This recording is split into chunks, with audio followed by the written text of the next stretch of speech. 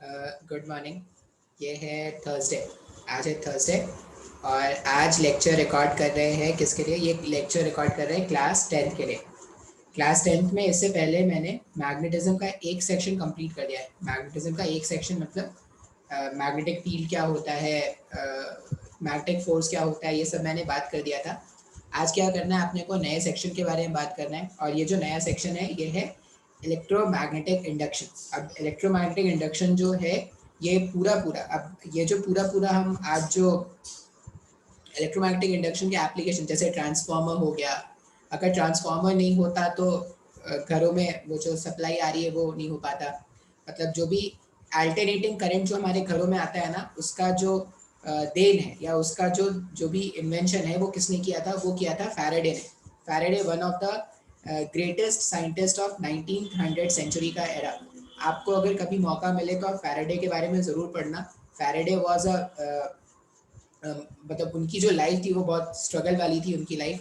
अगर मैं उनके कुछ बात बताऊँ तो समथिंग 1800 एरा में, 1800 ईयर में उनका वो उन्होंने उनका बर्थ हुआ था।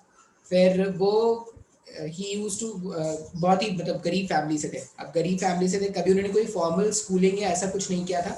बस वो क्या होता था, जो चर्च में जो संडे संडे में क्लासेस लगती थी वहाँ पे वो जाके पढ़ते थे। किसी तरह से उन्होंने रीडिंग सीख लिया। फिर एक बार जब उन्होंने रीडिंग सीख लिया ना, तो उनको एक बुक बाइंडिंग वाले के पास में उनको एक काम मिल गया। वहाँ पे वो काम किया करते थे बुक बाइंडिंग वाले के पास में। अब कोई भी साइंस का जर्नल जो उनके पास आता था, जो लेके लोग आते थे कि आप इसको बाइंड करके दे दो, तो उससे वो क्या करते थे, साइंस के लिए साइंस और केमिस्ट्री में उनका इंटरेस्ट आता गया।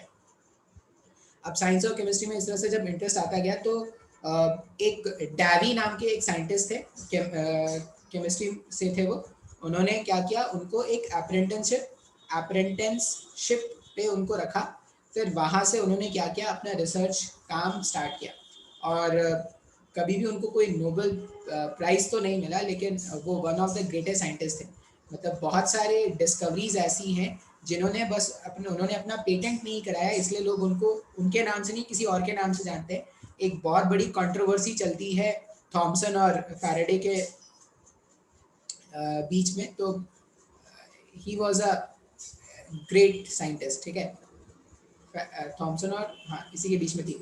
तो ज़्यादा तो डिटेल में मेरे को भी नहीं पता, लेकिन अगर आपको कभी भी मौका मिलेगा, मतलब अगर आपको कुछ इंस्पिरेशन चाहिए, तो you can read the story of this great scientist Michael Faraday, ठीक है।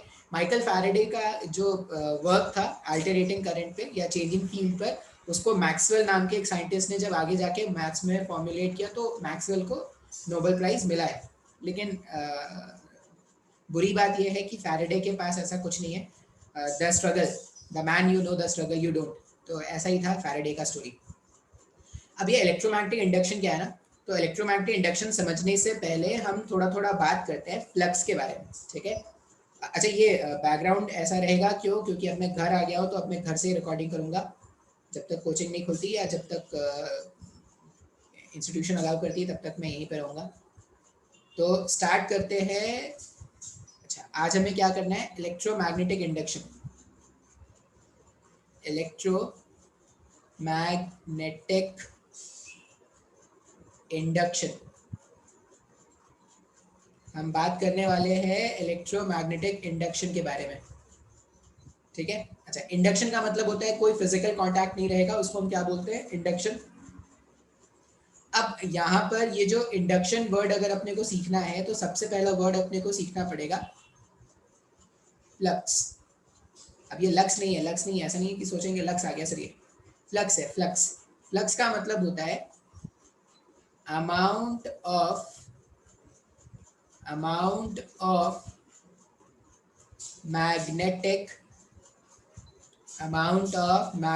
field lines crossing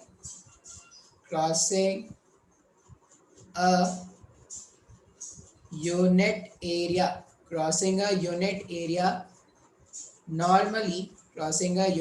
normally is known as magnetic flux, ठीक है। फ्लक्स का डेफिनेशन होता है amount of magnetic field lines crossing a unit area normally. अब इसका मतलब क्या है देखते हैं। मान लीजिए हम ऐसा बोलते हैं कि हमारे पास एक एरिया है, एक यूनिट एरिया मतलब एक ऐसा एरिया जिसका मैग्नीट्यूड क्या है, जिसका मैग्नीट्यूड है 1।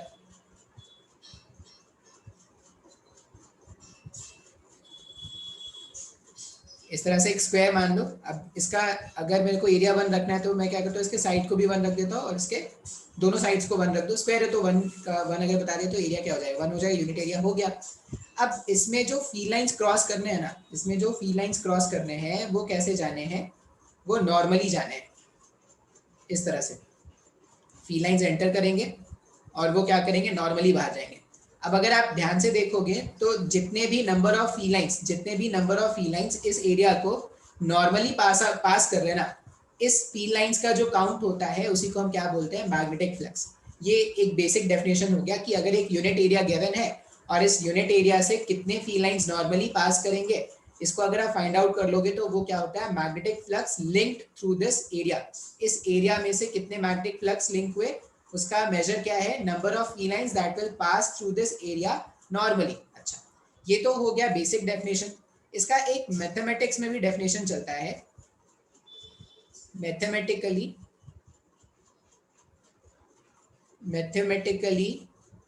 फ्लक्स के लिए हम लेटर यूज करते हैं फाई।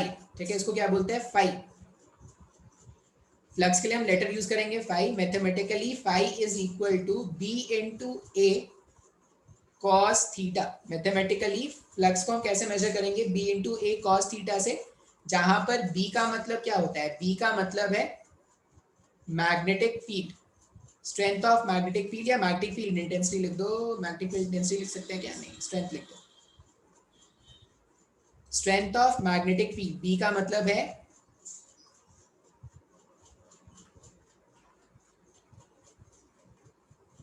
स्ट्रेंथ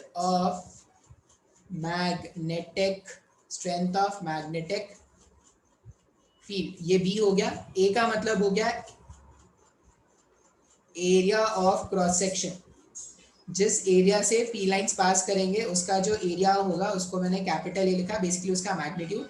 और थीटा, थीटा यहाँ पर क्या है, एंगल बिटवीन अब कैसे बताऊं, एंगल बिटवीन एरिया वेक्टर, मैं वेक्टर बोलूंगा तो पता नहीं समझ में आएगा, नहीं, लिख देते हैं angle between area vector and field vector. Theta को लिख लो, थीटा को लिख दो यहाँ पर।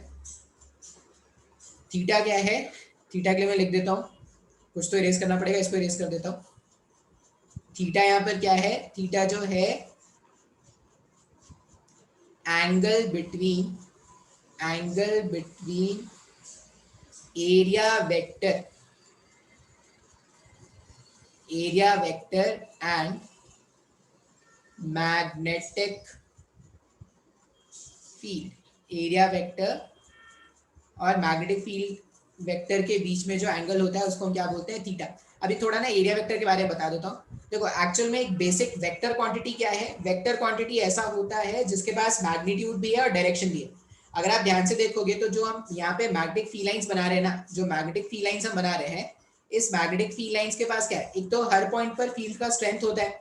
जैसे हमने अलग अलग अरेंजमेंट के लिए, जैसे स्ट्रेट करंट कैरिंग कंडक्टर जो था उसके लिए अलग अलग पॉइंट पर फील्ड कैलकुलेट करने का हमने फॉर्मूला देखा था। तो आप अलग अलग पॉइंट पर फील्ड का स्ट्रेंथ कैलकुलेट कर सकते हो। दूसरा, ये जो मैग्नेटिक फील्ड है आप उसका डायरेक्शन भी फाइंड आउट कर सकते हो। जैसे हमने राइट हैंड थंब रूल सीखा था ना डायरेक्शन फाइंड आउट करने के लिए। तो ये जो मैग्नेटिक फील्ड है वो क्या है, वेक्टर क्वांटिटी। क्यों वेक्टर क्वांटिटी है, क्योंकि यहाँ पर आपको एक मैग्नीट्यूड भी मिल रहा है और एक डायरेक्शन भी मिल रहा है। अच्छा, उसी तरह एरिया जो है ना वो भी क्या है, एक वेक्टर क्वांटिटी। बोलोगे सर ये कैसी बात हो गई, आज से पहले तक तो एरिया स्केलर चला करता था, मतलब आज से पहले तक तो ऐसा किसी ने नहीं बोला। एरिया जो है वो क्या है, स्केलर क्वांटिटी, सॉरी एरिया जो है वो वेक्टर क्वांटिटी। जैसे मान लो मैं बोलूं कि एक मेरे पास इस तरह का सर्कल है, अगर मैं बोलूं कि मेरे पास इस तरह का एक सर्कल है और इसका रेडियस है r, मान लो मेरे को एरिया वेक्टर लिखना है, एरिया वेक्टर लिखना है मेरे को। तो ये सर्कल का जो एरिया होगा ना, ये सर्कल का जो एरिया, जो मैग्नीट्यूड आपने पढ़ा है पाई इंटू आर स्क्वायर, ये तो इसका मैग्नीट्यूड हो गया, मतलब इसका वैल्यू हो गया और इसका डायरेक्शन कैसे फाइंड आउट करोगे? तो डायरेक्शन फाइंड आउट करने के लिए हम बोलते हैं या तो ये जो सर्कल था, ये जो सर्कल है, या तो इस प्लेन के अंदर मान लो या प्लेन के बाहर मान लो, ये इसका डायरेक्शन हो जाता है। मतलब तुम क्वेश्चन में एरिया वेक्टर में कुछ भी मान सकते हो, लेकिन बस ऐसा याद रखना कि एक बार जो डायरेक्शन मान लिया तो पूरे क्वेश्चन में वही मान के रखना होता है, ठीक है? ऐसे हम क्या बोलते हैं, जो भी एरिया का प्लेन है उसके परपेंडिकुलर डायरेक्शन के लिए हम क्या बोलेंगे? डायरेक्शन जो होता है वो होता है perpendicular to the plane of the area, perpendicular to the plane of the area, perpendicular to the plane of the area. ये क्या हो जाएगा? ये हमारे पास एरिया वेक्टर का डायरेक्शन हो जाएगा। बात समझ में आ रहा है? तो आज के बाद से याद रखेंगे, एरिया जो है वो एक वेक्टर क्वांटिटी है जिसका मैग्नीट्यूड, जैसे तुम नॉर्मल स्क्वायर अगर होता तो स्क्वायर का एरिया ए स्क्वायर से कैलकुलेट कर लेते, साइड के स्क्वायर से, और जो भी एरिया बनेगा, जो भी ये मेरे पास एरिया बनेगा, इसका जो भी प्लेन होगा, प्लेन के परपेंडिकुलर, प्लेन के परपेंडिकुलर मतलब या तो प्लेन से बाहर या प्लेन के अंदर, ये क्या हो जाएगा? इसका डायरेक्शन हो जाएगा डिपेंडिंग ऑन द क्वेश्चन। तो मेरे पास मैग्नेटिक फील्ड जो है वो भी एक वेक्टर क्वांटिटी है, और एरिया जो है वो भी क्या है? एक वेक्टर क्वांटिटी है। अब थीटा जो है वो इन दोनों के बीच का एंगल है। तो मैं आपको कुछ क्वेश्चन सॉल्व करके दिखाता हूँ। मान लो मैं बोलूँ कि मेरे पास एक इस तरह का एरिया है,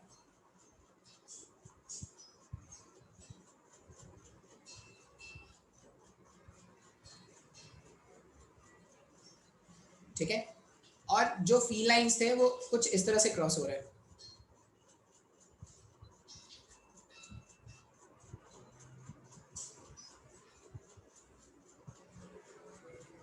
ऐसे फील्ड लाइंस क्रॉस हो रहे हैं, और ये बोला गया कि ये जो फील्ड लाइंस है ना, ये जो फील्ड लाइंस है वो ऐसे कुछ एंगल पर है। कितने एंगल पर है? मान लो ये जो एंगल है, ये एंगल है 37 डिग्री का, ये एंगल है, ये इस तरह से है हमारे पास ये एंगल। ये एंगल कितना बताया गया है? ये एंगल बताया गया है 37 डिग्री का। अच्छा, अब अगर मैं बताऊं तो ये जो एरिया वेक्टर है यहाँ पे 37 डिग्री जो है वो एक्चुअल में एरिया वेक्टर, क्वेश्चन में ऐसा मेंशन्ड है, the angle between, the angle between area vector, the angle between area vector and magnetic field, magnetic field is theta, ठीक है? मैग्नेटिक फील्ड और एरिया वेक्टर के बीच में अगर एंगल थीटा है, और अगर किसी ने आपसे पूछा मैग्नेटिक फ्लक्स का वैल्यू बताने को, तो आप सिंपल क्या लिख देना? b इंटू ए cos 37। अब cos 37 के लिए एक ट्राइंगल याद रखना हमेशा, ये ट्राइंगल बहुत काम का ट्राइंगल है, आगे बहुत काम में आएगा। ये यहाँ पे ये 37 डिग्री, ये 90 डिग्री, 37 के सामने होता है 3, यहाँ पर 4 और यहाँ पर 5, तो ये ट्राइंगल याद रखेंगे। अब अगर मेरे को cos 37 का वैल्यू लिखना है तो cos 37 4/5 हो जाएगा क्या? तो मैग्नेटिक फ्लक्स जो लिंक होगा वो कितना हो जाएगा? b इंटू ए और इधर 4/5। इस तरह से मेरे पास मैग्नेटिक फ्लक्स का वैल्यू हम कैलकुलेट करेंगे। अब यहाँ पे क्या है ना, मान लो मैं आपको बोलूँ कि क्वेश्चन ऐसा है, ये पहला क्वेश्चन था, मान लो क्वेश्चन ऐसा है, जो एरिया रखा हुआ है वो कुछ इस तरह का रखा हुआ है, और फील्ड लाइंस जो होंगे वो प्लेन के पैरेलल है। देखते हैं,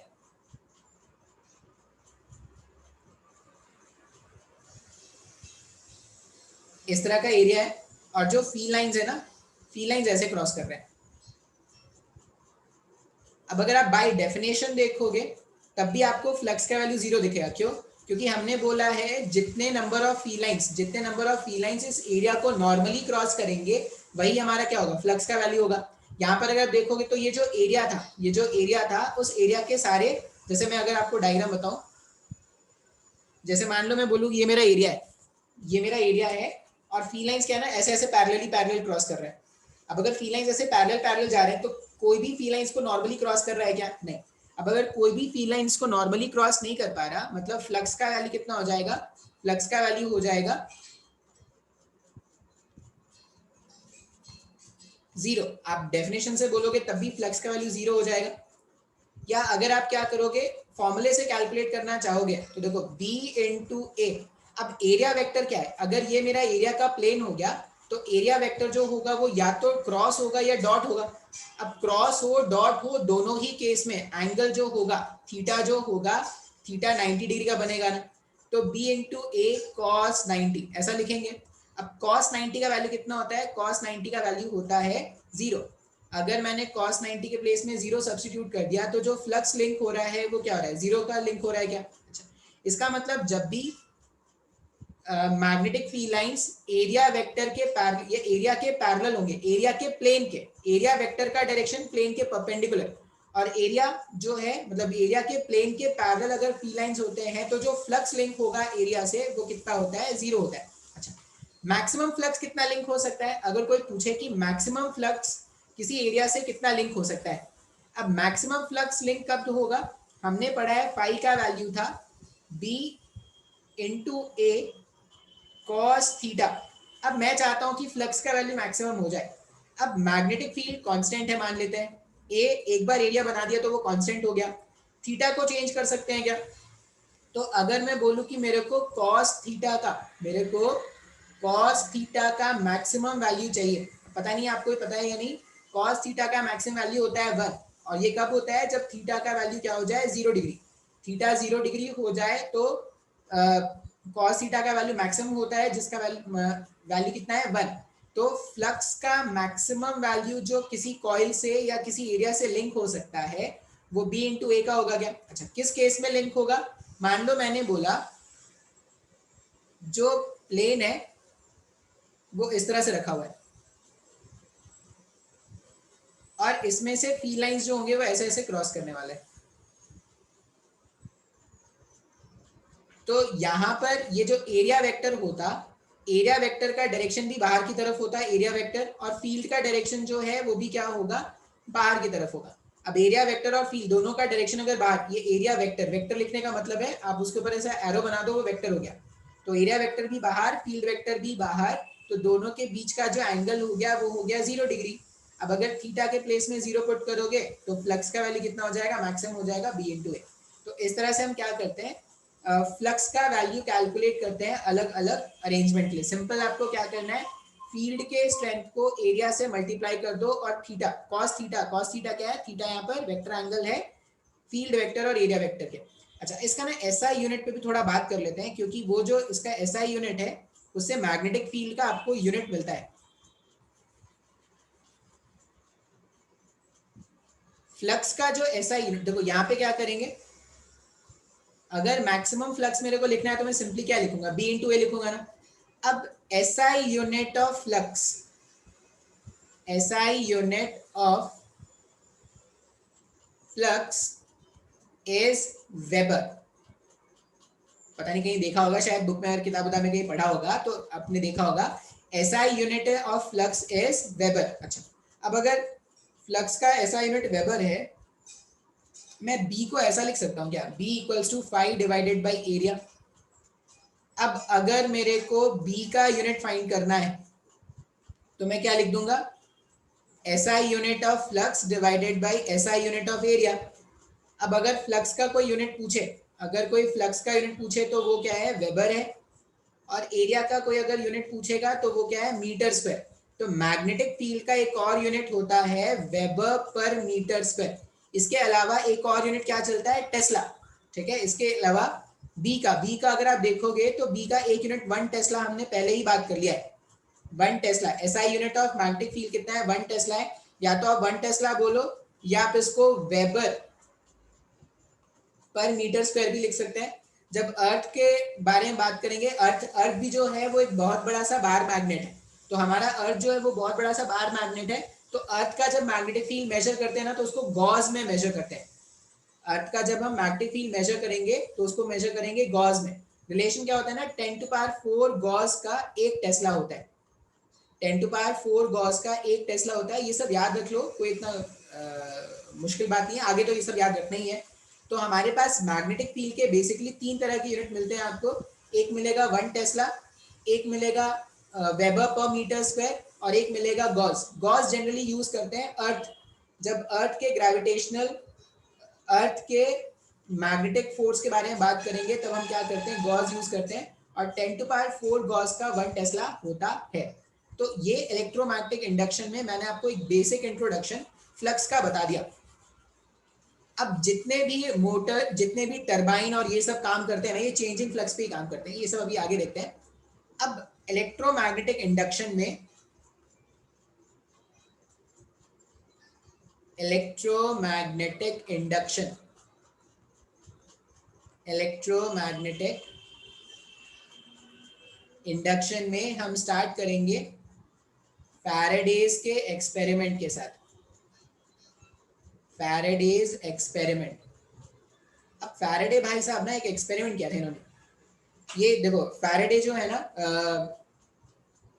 इन्होंने बहुत सारे एक्सपेरिमेंट किए हैं, पेटेंट नहीं है, लेकिन मैं सीरियसली मैं बोलूँगा ना कि आप फैराडे के बारे में ज़रूर पढ़ें।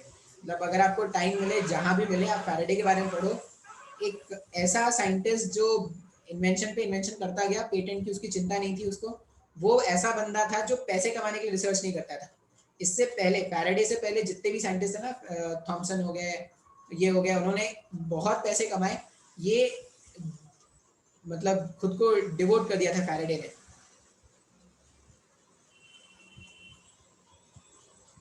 टेस्ला भी वैसे ही थे, टेस्ला भी बहुत ही शानदार इंसान। Faraday experiment. अच्छा, अब फैराडे में एक्सपेरिमेंट, फैराडे जो ने एक्सपेरिमेंट किया था उसमें क्या किया था उन्होंने, तो बात करते हैं। हाँ, सिंपल से एक्सपेरिमेंट से स्टार्ट करता हूँ।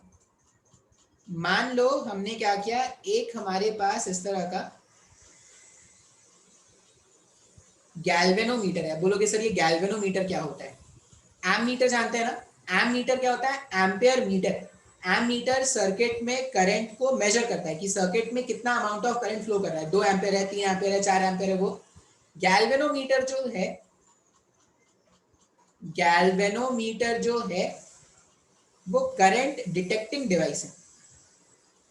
Current detecting device.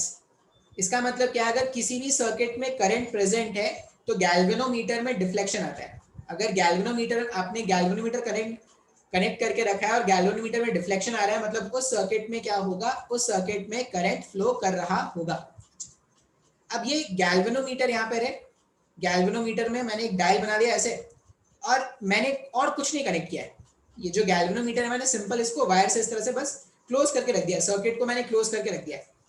और मैं क्या करूंगा, ये जो गैल्वेनोमीटर है, कॉइल भी एक लगाना पड़ेगा ना, या कॉइल इसी को मान सकते हैं। ये जो मेरे पास है ना, इसी को कॉइल मान लेते हैं। ये जो मैंने वायर से ऐसे क्लोज लूप बनाया, वो मेरा क्या है, कॉइल है। ये क्या है, कॉइल। अब क्या करते हैं, कॉइल ऐसा समझ लो, ऐसा समझ लो, कैसा समझ लो, हाँ, ये मेरे पास कॉइल है, इस तरह से मेरे पास कॉइल। कॉइल मतलब सिर्फ बाउंड्री, ये पूरा सॉलिड नहीं। कॉइल मतलब सिर्फ आउटर बाउंड्री। और ऐसा मेरे पास क्या है, एक मैग्नेट है।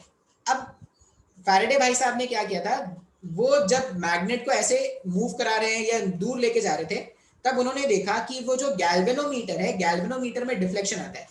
जो फैराडे भाई साहब थे, उन्होंने क्या देखा कि जब भी क्या हो रहा है, एक कॉइल के पास में रखा हुआ मैग्नेट, एक कॉइल के पास में रखा हुआ मैग्नेट अगर मैग्नेट के क्लोज जाए या मैग्नेट से, सॉरी, अगर कॉइल के पास जाए या कॉइल से दूर जाए, दोनों ही केसेस में गैल्वेनोमीटर में डिफ्लेक्शन आ रहा है।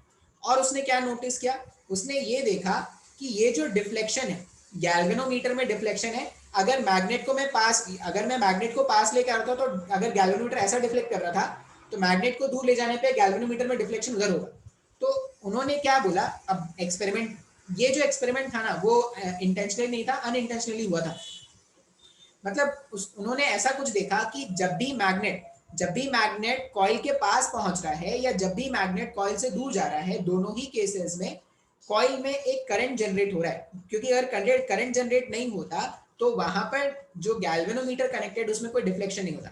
अब गैल्वेनोमीटर में डिफ्लेक्शन आ रहा है, मतलब जरूर कुछ ना कुछ तो करंट है, तभी ऐसा कुछ आ रहा है। अच्छा, अब उसने क्या किया, फिर अलग अलग बातें करनी स्टार्ट की। उसने सोचा कि अच्छा ठीक है, अगर मैं इस बार मैग्नेट को चला रहा था, अगली बार क्या करता हूँ, कॉइल को यहाँ पे मैग्नेट को स्टेशनरी रख देता हूँ, कॉइल को मूव कराता हूँ। अब उसने क्या देखा, जब कॉइल में मोशन हो रहा है, मैग्नेट को स्टेशनरी रख के जब कॉइल में मोशन हो रहा है, तब भी क्या हो रहा है, तब भी गैल्वेनोमीटर में डिफ्लेक्शन आ रहा है। बिल्कुल। अच्छा, फिर उसने सोचा कि शायद ये मोशन के कारण है। तो उसने क्या किया, कॉइल को, ये जो मैग्नेट है, ये फिस्ट जो है, ये मैग्नेट है, सपोज मैग्नेट को भी 10 मीटर पर सेकंड से मूव करा रहा है और कॉइल को भी 10 मीटर पर सेकंड से मूव करा रहा है। अब अगर मैग्नेट और कॉइल दोनों 10 मीटर पर सेकंड से मूव कर रहा है, इस केस में कोई डिफ्लेक्शन नहीं आया।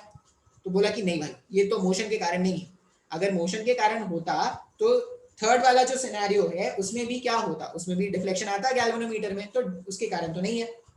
आखिरी में उसने क्या किया, आखिरी में उसने किया कि अगर मैं इस कॉइल को, अगर ये जो कॉइल है इसको 10 से चलाऊं और जो मेरे पास सॉरी ये जो मैग्नेट है उसको 10 मीटर पर सेकेंड से मूव कराऊं और ये जो मेरे पास कॉइल है इसको सिर्फ 5 मीटर पर सेकेंड से मूव कराऊं, तब उसमें क्या हो रहा है, डिफ्लेक्शन आ रहा है। मतलब उसने लास्ट में क्या किया, अगर दोनों के स्पीड्स अलग अलग रखते हैं तब डिफ्लेक्शन आ रहा है।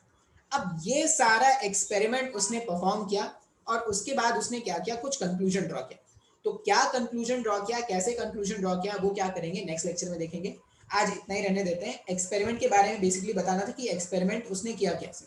उसने एक्सपेरिमेंट में बस क्या किया है, कॉइल और मैग्नेट के बीच में एक रिलेटिव मोशन क्रिएट कर रहा है और उस रिलेटिव मोशन के कारण जो भी चेंज आएगा या जो भी करंट का वैल्यू जनरेट होगा, कैसे जनरेट होता है, क्यों होता है, इसमें कैसे क्वेश्चंस आएंगे, वो नेक्स्ट वाली क्लास में हम बात करेंगे। आज इतना ही रहने देते हैं।